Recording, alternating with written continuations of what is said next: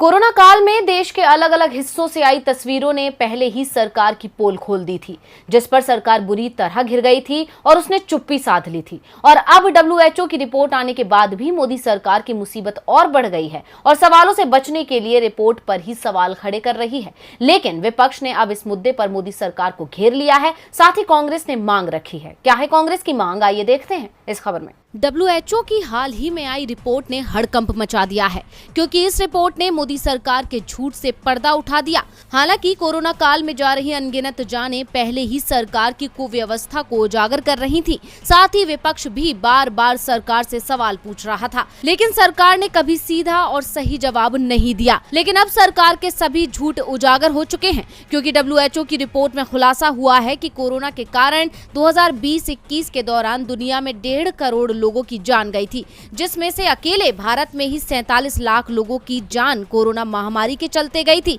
जबकि भारत सरकार का कुछ और ही कहना था। अब इस पूरे मामले में मोदी सरकार घिर गई है और उस पर सवाल खड़े हो रहे हैं। इतना ही नहीं, मोदी सरकार पर झूठ बोलने के आरोप भी लग रहे हैं। ऐसे में कांग्रेस ने कहा कि कोरोना के कारण देश में मारे गए लोगों के बारे में सरकार ने गलत आंकड़ा देकर दुनिया के सामने भारत की छवि को खराब किया है, इसलिए उसको अपनी गलती स्वीकार करते हुए इस संबंध में सही आंकड़ा देने के लिए सर्वदलीय आयोग का गठन करना चाहिए। कांग्रेस प्रवक्ता गौरव वल्लभ ने कहा कि विश्व स्वास्थ्य संगठन और तमाम एजेंसियों का कहना है कि भारत ने कोरोना से जान गंवाने वालों की संख्या सही नहीं दी है। आंकड़ों में हेराफेरी की गई है। भारत दुनिया में दूसरा देश है जिसने कोरोना पर सही आंकड़ा नहीं दिया।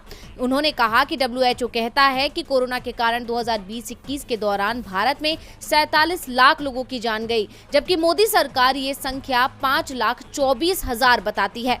WHO के मुताबिक भारत सरकार ने जो डेटा दिया है वो वास्तविकता से 10 गुना कम है। इससे पहले कांग्रेस के पूर्व अध्यक्ष राहुल गांधी ने भी मोदी सरकार पर हमला करते हुए उसके आंकड़े पर सवाल उठाए और कहा कि विज्ञान झूठ नहीं बोलता, इसलिए सरकार को सही आंकड़ा देना चाहिए। इसके अलावा कांग्रेस महासचिव प्रियंका गांधी ने भी रिपोर्ट का हवाला देते हुए सरकार को घेरा था। अब देखना होगा कि सरकार अपने झूठ पर पर्दा डालने के लिए क्या नया पैंतरा आजमाती है।